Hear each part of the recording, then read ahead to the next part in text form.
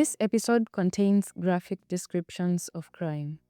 Listeners' discretion is advised for children under the age of 18 and for people who may be sensitive to the details in this episode.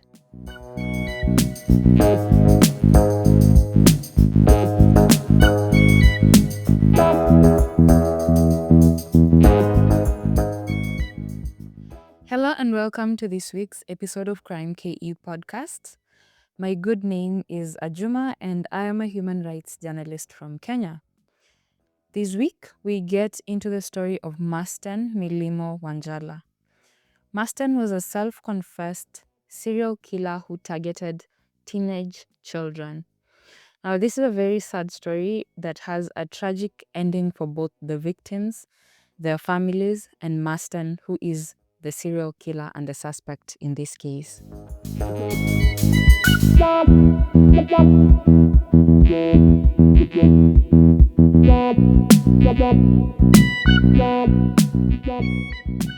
On the evening of June 30th, 2021, 13-year-old Charles Opindo left their home to play football at the Kamukunji grounds, just a short distance away.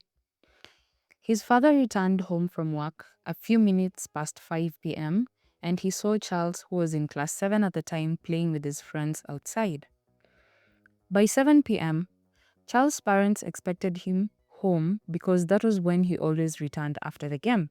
But Charles did not come back home that night.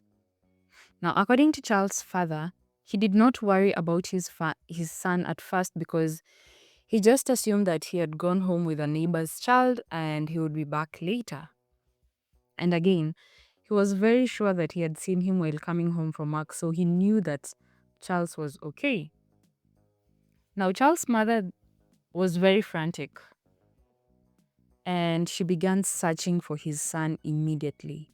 She searched for Charles in the neighborhood for several hours, and by midnight, they decided to retire for the night, hoping that he was just crashing at a neighbor's place and he would return when the day breaks. Now, days pass and Charles' parents continue searching for him with no success. The first week goes by and Charles' close friend in the neighborhood, 12-year-old Musyoki Mutuku, goes missing too on June 7th. July 7th. He disappeared after a football match in Biafra Estates, kinda in a similar way to Charles. He was also out playing and just never went back home. Now, by the third week of Charles's disappearance, his parents received a call from an unknown caller. The caller asked them to send a ransom of 30,000 Kenyan shillings. According to the father's account, the caller told them to stop looking for Charles and instead start looking for the ransom money if they wanted their son back. He said that he tried to reason with the caller and told him that he could not get the 30,000 shillings, but he could at least try and scrounge up 10,000 Kenyan shillings. So the caller agreed, and after a week, Charles's father managed to get 2,500 shillings and sent it to the kidnapper. He then sent him another 1,000 shillings before he decided to seek help from the police to find his son. He went to the DCI in Nairobi, who told him to call his son's kidnapper and keep him on the phone as they tried to track his location. Police identified the caller as Masten Wanjala, and they tracked him to Kitengela on July 14th. That is more than a month after Charles and his friend Mutuku disappeared. A forensic examination of his phone showed that he had also called Mutuku's mother and asked for 60,000 shillings ransom for the release of his son. Charles's father told the nation that after Masten's arrest, when the DCI called him and told him that they had the person who had his son in custody, he was very hopeful that he would find his son alive. But when he went to the DCI office, they told him that he would find his son at the city mortuary. When he got to city mortuary, he said that he saw his son and his friends' bodies, and at first he could not even recognize Charles. He described his son's body as looking different compared to the last time he remembered him. He went back to Shawimo's police station where Masten was being held at the time to tell the officers that the child at City Mortuary wasn't Charles, and it was actually Masten himself who told him that that was his son. Now, Masten told the police that he got Charles's parents' phone number from a football coach at the field because at the time when they were searching for Masten, it was big news in the community and a lot of people were talking about his missing child. Masten's arrest was a breakthrough in investigations of several cases of disturbing child disappearances in the country. Now, after his arrests, he confessed to killing at least 10 children in several counties across the country, including his hometown Bungoma County, Machakos County, Nairobi, and Kajiado County. All this happened over a period of 5 years.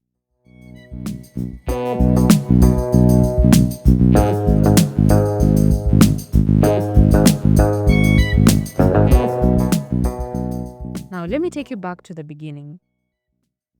Masten Wanjala was born in Bungoma County as the last born in a family of 3. Now, according to most media reports, Masten was born in 2001, which would mean he was only 20 years old when he was arrested in 2021.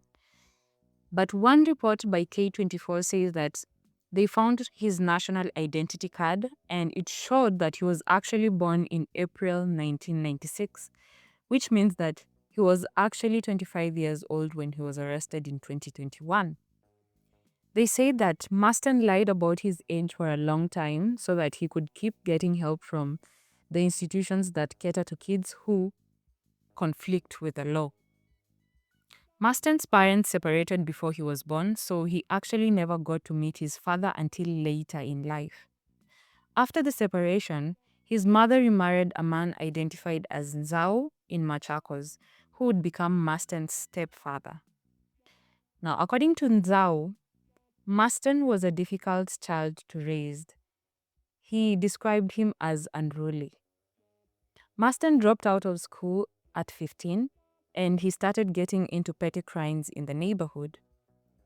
Despite his parents' efforts to get him to reform, it only got worse, and at some point he became a hardcore criminal. His parents sought help from the police, who in turn enrolled him in an approved school in Kabete called the Kabete Rehabilitation Center and Remand School. Now, from what I know about approved schools, they are created to rehabilitate minors who go against the law. I was not able to figure out the exact amount Masten spent at the approved school, but when he got out, he returned home to Machakos. And according to that report by K24, at the time he got out, he was introduced to the practice of witchcraft. Masten apparently reached out to a witch doctor for help, and the witch doctor told him to bring the blood of a relative. At first, Masten didn't know how to execute the instructions by the witch doctor, but one Saturday in 2014, he found the opportunity and took it. Masten had been left at home to babysit his 7-year-old cousin, Purity Maweu, as his mother and Purity's mother attended a meeting. Masten allegedly strangled Purity to death and took some of her blood to the witch doctor, who actually chased him away. The witch doctor apparently told Masten that he had not told him to commit murder and that there were other ways he would have used to get a relative's blood besides murder. Now, when Masten's mother and Purity's mother returned home to find no Purity, Masten told them that she was just playing at a neighbor's house and she would be back. When time passed and Purity didn't return, they all started searching for the young girl in the neighborhood. According to Nzao, Masten's stepfather, Masten suddenly disappeared as they were searching for Purity, just moments before they found her in their bedroom, strangled to death. After this incident, Masten moved back to Bungoma, and according to his father, this was when he met his son for the first time. That is his biological father. Masten's biological father and stepfather have different perspectives on him moving back to Bungoma. His stepdad said that he disappeared from Machakos after Purity's murder, but his father believes that Masten's mother and stepfather intentionally hid him back in Bungoma after he was implicated in crimes back in Machakos. Now, while in Bungoma, his father said that he tried to enroll Masten in school, but he realized that all he wanted to do was play football. Now, in February 2018, 13-year-old Emmanuel Wafula left home in Kamkuya in Bungoma and he disappeared, never to be seen alive again. Emmanuel's body was found dumped in a pit latrine, and immediately, the first suspects in his murder were the couple who owned the pit latrine. An angry mob of villagers attacked the couple and even burned down their house, accusing them of murdering Emmanuel. And notably, Masten was part of the mob. Now, it felt like everywhere Masten went, children were disappearing and dying mysteriously. In 2019, in the Kimilili area of Bungoma, 13-year-old Aaron went missing. And then 13-year-old Augustine went missing in Chole, still in Bungoma. Masten would later confess to involvement in both disappearances. After a string of murders and child disappearances in Western Kenya, including 2 girls from Moi's Bridge area in Kitale, Masten moved to Nairobi. According to Masten's confession, the murders at this time made him feel energized. He told the police that he would sometimes suck the blood from his victims before killing them. In Nairobi, he moved through several neighborhoods from Ziwani, Shauri Moyo, Majengo, and later he settled in Biafra. And that was where he was when the reports of the young teenagers started happening. Reports of teenagers going missing followed. Some of his confirmed victims in Nairobi were Brian Odhiambo, whose body was found by police after Masten's confession, and a postmortem report by the government pathologist showed that he was strangled and hit on the head with a blunt object. Another victim was a 13-year-old boy identified as Jose, who was from Lelango, Austin from Kitengela, and Musa, whose body was found dumped in Isli. It is also reported that Masten murdered several street children and dumped their bodies in different locations around Nairobi. Some of his victims were never even identified. Now, still in Nairobi, Masten joined a football club in Nairobi's California estates, where he started targeting more young children. Investigators believe that he studied the people around him, observed their routines, and started identifying potential victims. To gain their trust, Masten posed as a football coach, using the promise of training and mentorship to lure the boys to isolated areas. Once he isolated them, he dragged them, sucked their blood, and killed them before disposing of their bodies in bushes or sewer lines across different parts of Nairobi. Now, it was during his time living in Biafra that he would eventually encounter the 2 boys whose disappearances led to his arrest, Charles and Mutuku.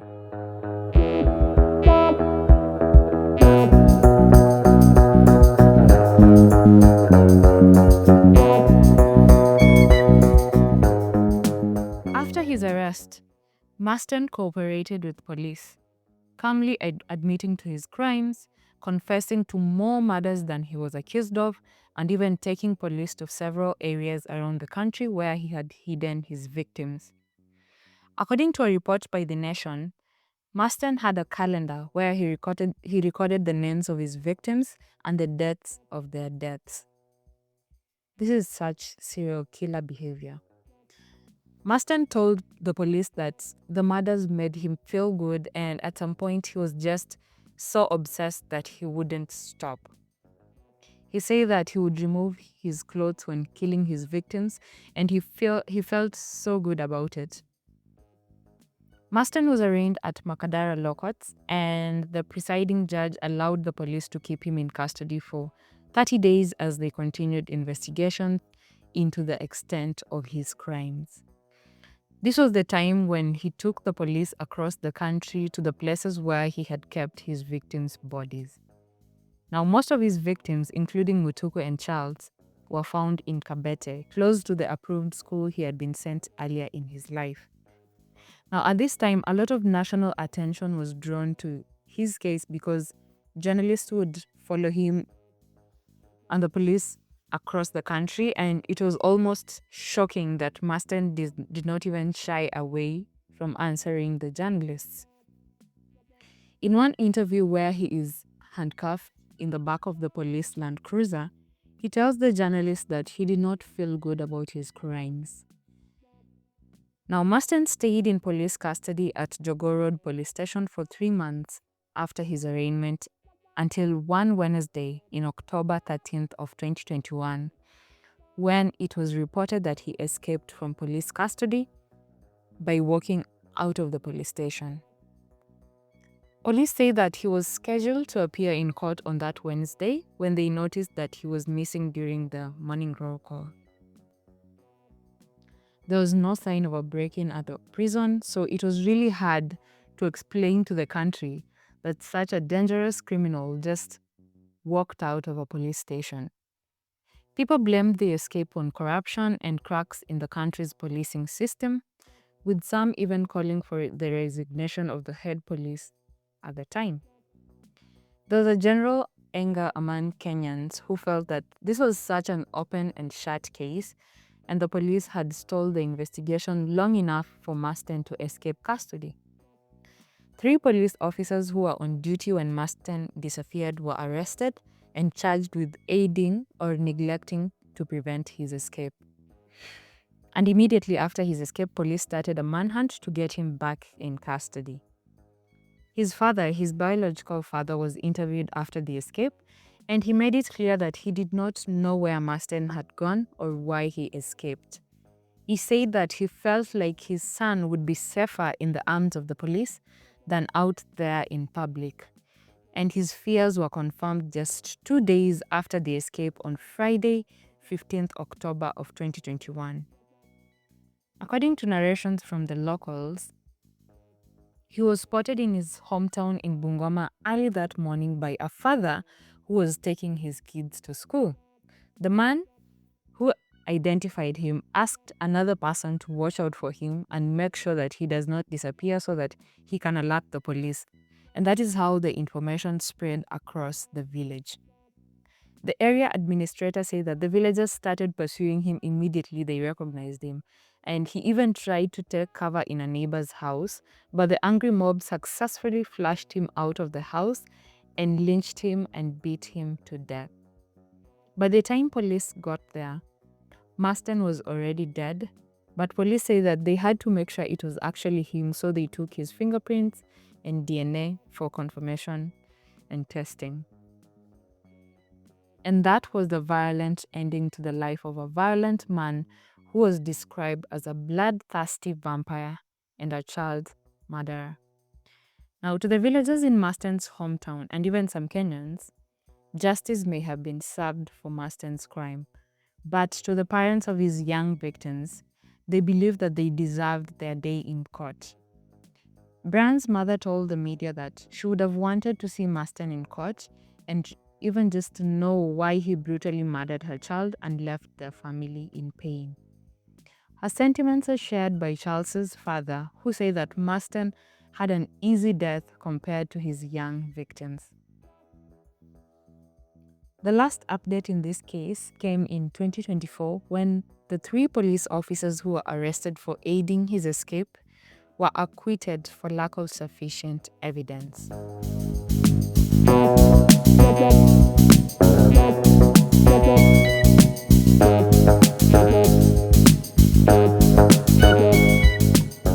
Thank you for staying with me until the end of this episode. You can support Crime KE podcast by sharing this episode with your friends, helping us to build a larger community to listen to these cases. On TikTok and Instagram, we are at crime.ke, crime with a K. On Facebook, you can find me at Ajuma Millicent. I have tagged the podcast contact information and social media pages on the show notes of this episode so that it is easier for you to reach out if you have any feedback on this episode or the podcast in general. We also have a WhatsApp number, which I have put in the show notes of this episode. You can send in voice notes, suggest cases, and give feedback. Don't forget to give the podcast a 5-star rating on Spotify and catch the next episode of Crime KE podcast on Thursday next week on the same platform that you're listening from right now. But until then, stay safe and remember, it is crime with a K.